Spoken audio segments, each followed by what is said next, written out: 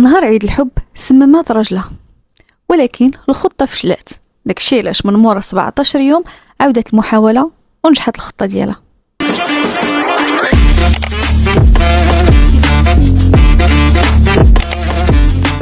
في الليلة ديال 4 مارس 2022 إريك ريتشنز تلقى ميت في فراشو في دارو اللي كانت قريبة من سيتي بارك في ولاية يوتا الأمريكية.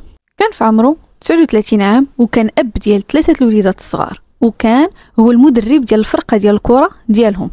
العائلة ديالو باقين لدابا كيتجمعوا في الماتشات وكيقولوا بصوت واحد 1 2 3 إريك، 1 2 3 إريك. مراتو كوري كتقول للبوليس بلا في هذيك العشيه كانت صايبات ليه عصير ديال موسكو ميول وعطاتو ليه فاش كان هو في الفراش، ومن موراها مشات باش تنعس واحد في ولادهم.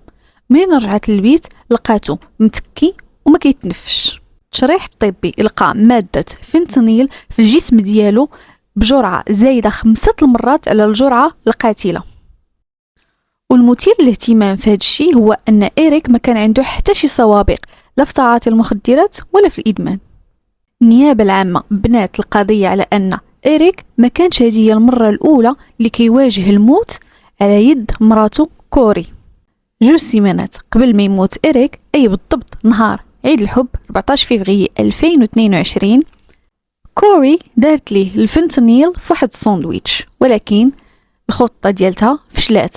وبلاص ما تتوب اولا تراجع الحسابات ديالها وتفكر علاش بغات دير هادشي ولا علاش بغات تقتل راجلها، ناط دوزت ديك 17 يوم كاملها وهي كتعاود تخطط باش تقتلو.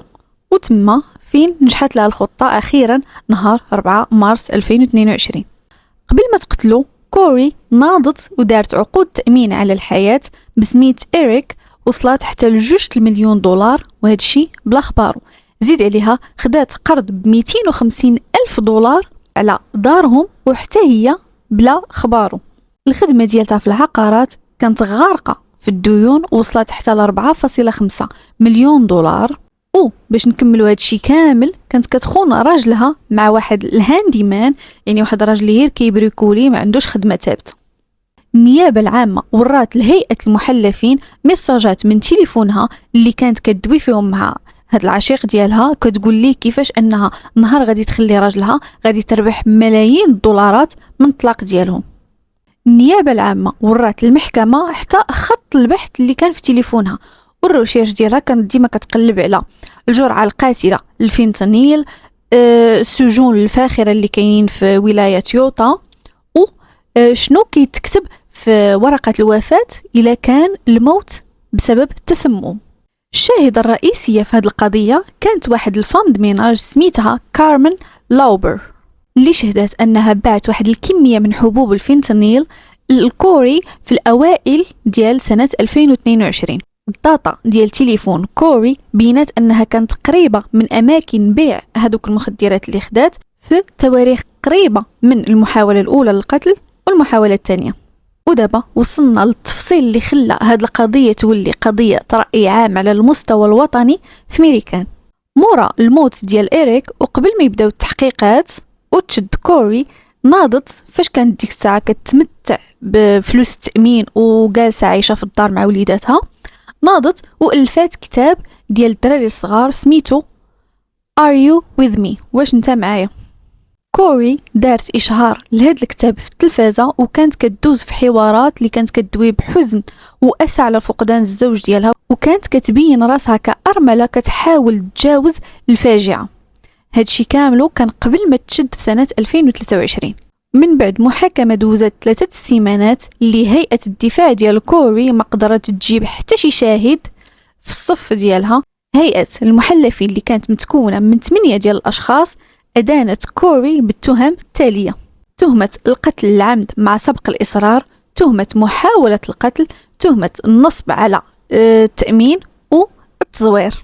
المداولة ديال القضاة ما كملتش حتى 3 سوايع، ونهار 13 ماي 2026 اللي كان غادي يكون العيد ميلاد 44 عام ديال إريك، القاضي ريتشارد حكم على كوري بالسجن المؤبد مع عدم إمكانية الإفراج المشروط. القاضي من مورا مصدر هذا الحكم قال واحد الجملة اللي سنقراها لكم: الشخص المدان باللي دار هاد السلسله ديال الافعال بهاد الطريقه وعلى قبل هاد السبب التافه واللي تسبب في هاد الفاجعه الكبيره اللي طاحت على اولاد وعائله إريك ريتشنز، الشخص المدان بهذا الشيء هو ببساطة إنسان خطير بزاف ومستحيل يرجع يشوف الحرية.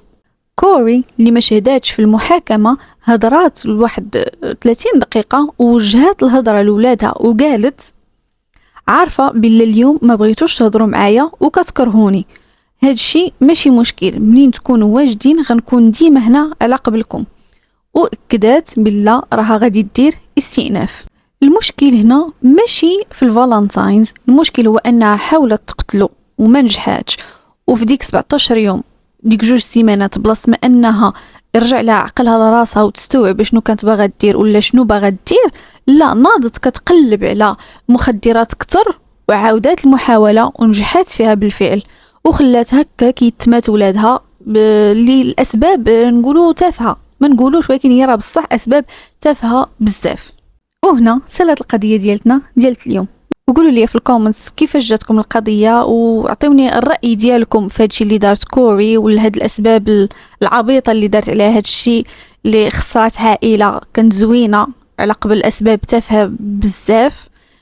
ما تنساوش لايك كومنت سبسكرايب وفعلوا الجرس باش يوصلكم ديما اي جديد.